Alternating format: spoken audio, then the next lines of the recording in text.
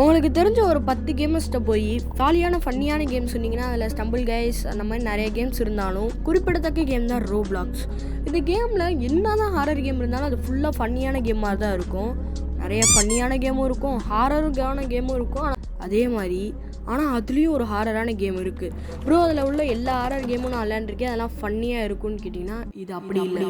இது கம்ப்ளீட்லி வேறு type. So இந்த கேம் வந்து எப்படி இருக்கும்னா, அந்த கேமுக்குள்ளே போனோடனையும் ஃபுல்லாக ஒரு டார்க் ரூமில் ஒரே ஒரு ஸ்மைலி ஃபேஸ் உங்களையே பார்த்துட்ருக்கோம்.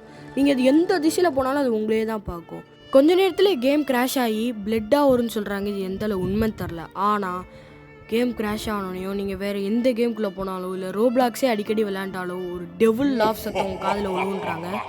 இது எந்தளவு உண்மைன்னு தெரியல. ஸோ அந்த கேம் தான் ஸ்மைலி